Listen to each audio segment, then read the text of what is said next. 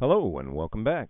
I'm Dr. Mark D. Baldwin, and this is American Literature 2, Lecture 2, Mark Twain and the Adventures of Huckleberry Finn. Before we discuss this great writer and book, it's helpful to put him and his novel in the context of the times. 1880s America was profoundly shaped by the Civil War, both negatively in the festering tension and conflict between the North and the South, but also positively in the impetus the war gave toward Reconstruction and a renewed drive toward industrial and entrepreneurial invention and progress. America was emerging as a world power, fueled by the Industrial Revolution, mass production, big business, and science. The consequent rise of the middle class paradoxically reinforced the idea of social Darwinism, posited by Herbert Spencer, who of course based his theories on Charles Darwin's Origin of the Species. It's a dog-eat-dog, survival of the fittest world. A deterministic natural selection process governs our lives. And yet, if we adapt to the changes around us, we can not only survive, but thrive. Although Huck Finn was published in 1888, Twain had been writing it for many years, and it was set in the pre-Civil War 1830s or 40s. So what you have here is a story set 50 years prior to its author writing it.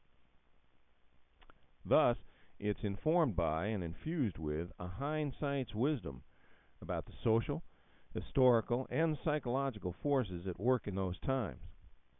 In fact, the scope of Twain's achievement in Huck Finn would be difficult to overestimate. The preeminent man of letters in the late 19th century, William Dean Howells, pronounced Twain the Abe Lincoln of literature. And the great 20th century novelist, Ernest Hemingway, said that all modern American literature comes from Huck Finn. Besides his profound understanding of his subject and the world around him, Twain was influenced by and managed to blend two major ways of perceiving the world into his narrative style, point of view, and treatment of his subject. I'm talking about Romanticism and Realism. One of the major struggles within most art forms even today, and probably well into tomorrow, is the clash between the older school of Romanticism and the newer school of Realism. We could spend an entire lecture, or even an entire class, in fact, just studying the two schools. But this brief comparison will have to suffice. Romanticism looks at life through artistic, poetic eyes, whereas realism takes a more scientific, sociological, and psychological outlook. Romanticism is subjective, warm, personal, confessional, and confidential, while realism is objective, cool, and impersonal, and self-effacing. Romantics generally stress and rely upon the power of intuition and insight to understand things, while realists need evidence and first-hand observation. Romanticism concerns itself with visions and dreams, while realism seeks facts and documentation. Romantics are idealists and philosophers, while realists are materialists and rationalists. Romantics are often indefinite and suggestive, while realists are definite and tangible. Romantics tend toward remote and strange ideas and subjects, while realists prefer the local, real, and familiar. Romanticism is steeped in and concerned with tradition, legend, and myth, while realism takes for its subjects the here and now of everyday people and events. Generally speaking, Romanticism works better in poetry and verse, while realism works better in prose. As I said, Twain's writing is a blend of Romanticism and realism, and it is almost always seasoned and served with a generous dash of humor.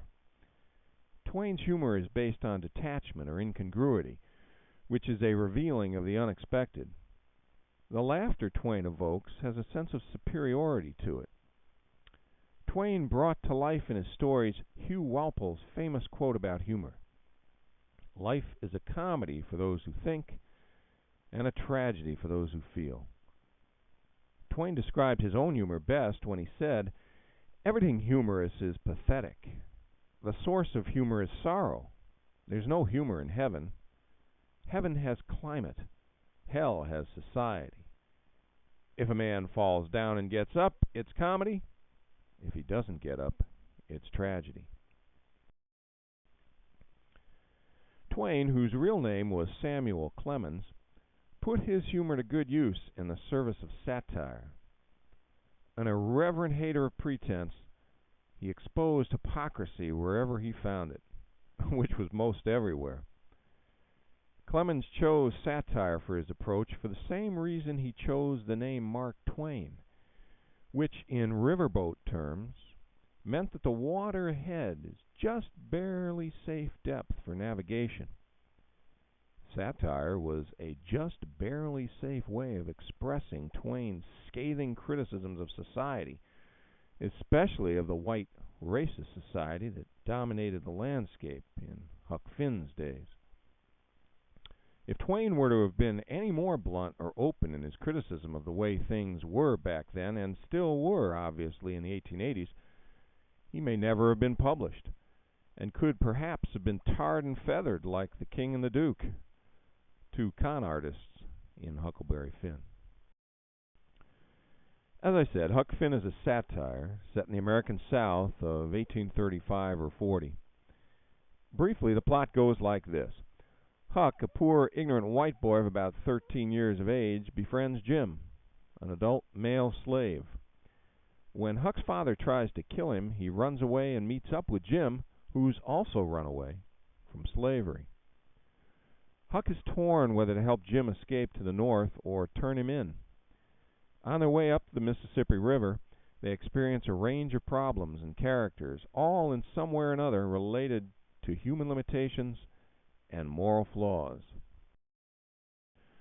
The blunt and uncompromising way that Twain confronts slavery is perhaps the novel's most enduring quality. We need not recapitulate here the horrors and shame of slavery, save to say that everyone alive in 1835, black and white, was born into the system. Jim's slavery was real and total. But as a white boy, Huck was also a slave of sorts to the system.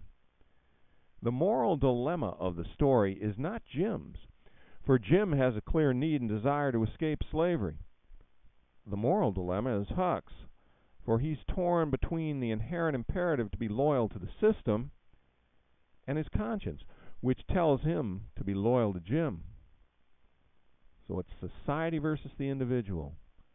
Who has the best claim upon him, upon anyone? The institution of slavery or the human being Jim?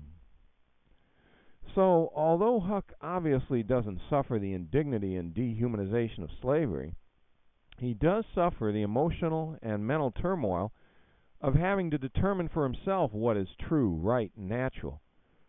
Society has told him from birth that it is true, right, and natural for blacks to be slaves.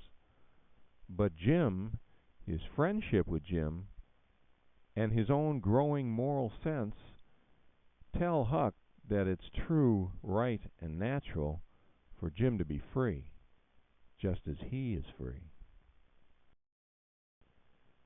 Because this novel is a realistic depiction of life in the times of slavery, the N-word appears approximately 250 times. Unfortunately, many people, school boards, and various organizations have, throughout the years, called this novel racist, based largely on the use of the N-word.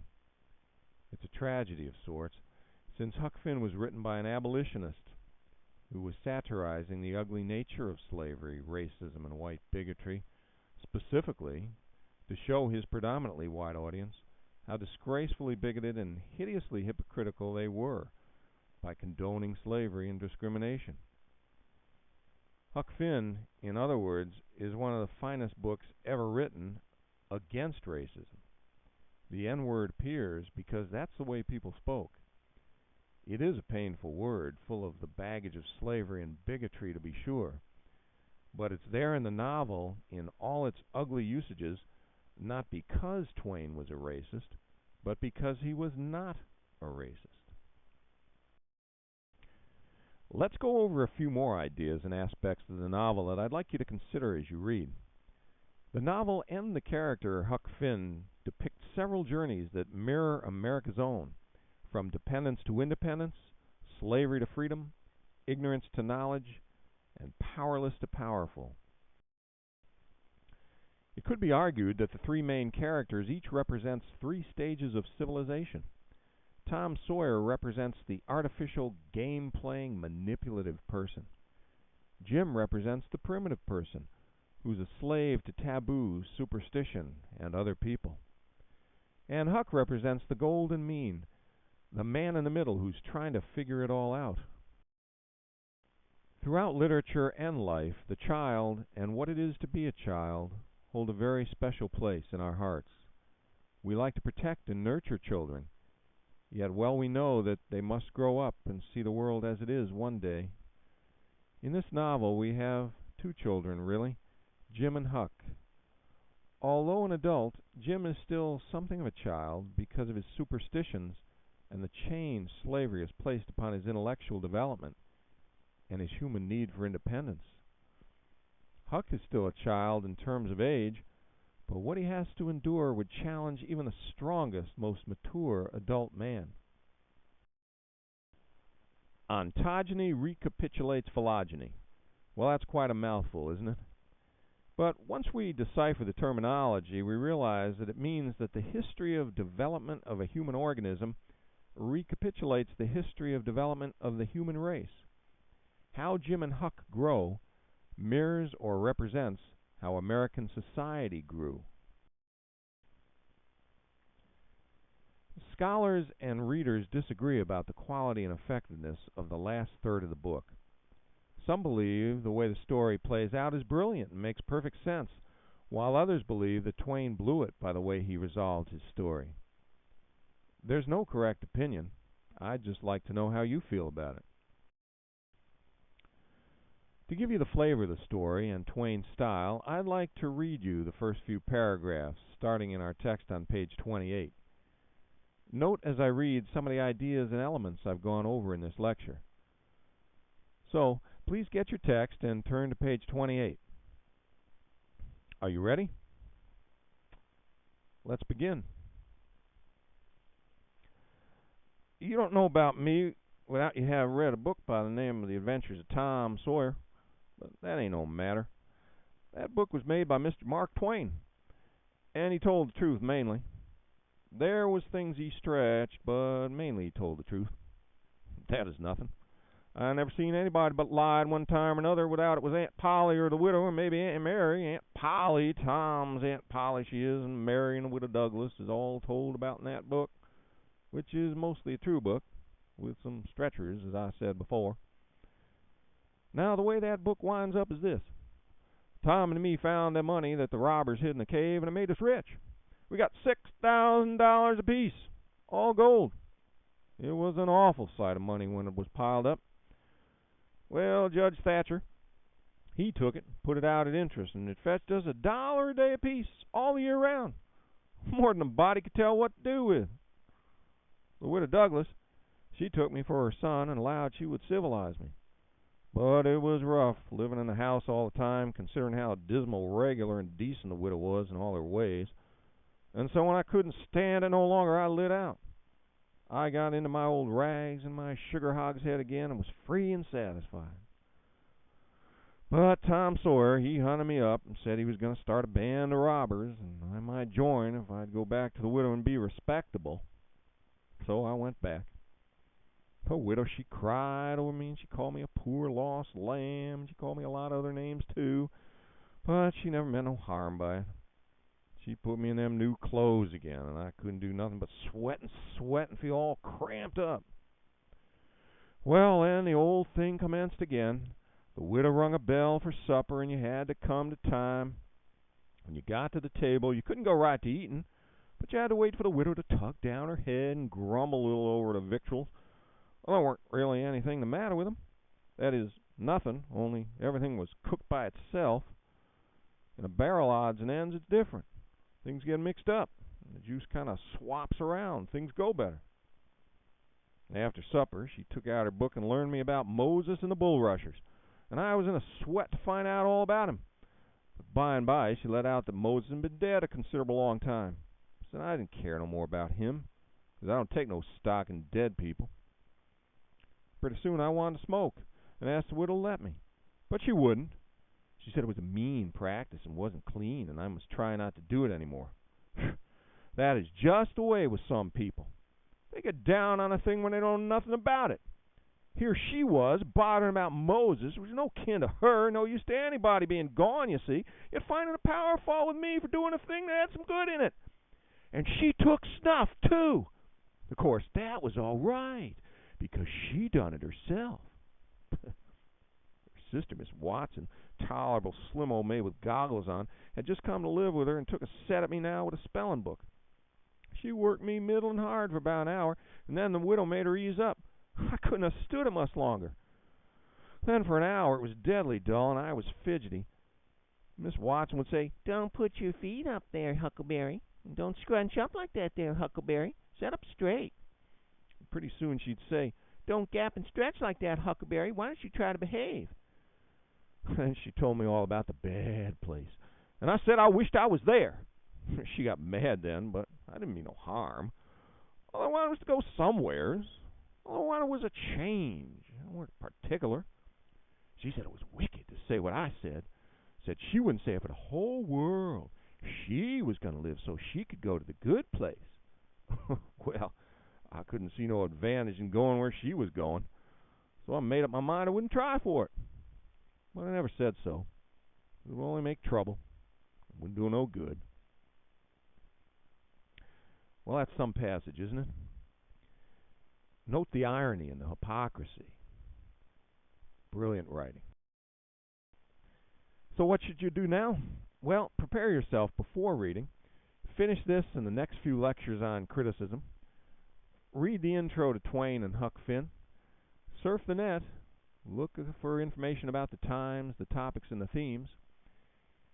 And as you're reading, keep in mind the lecture notes. Take notes while you're reading. Ask questions on the Huck Finn section of the discussion board. Offer your opinions. And just generally engage in a dialogue with your classmates. What's next? Well, the next lecture I'm going to talk about the principles of analysis so that we can discuss how better to think critically and read analytically. Thanks for your attention, and I'll talk to you next time.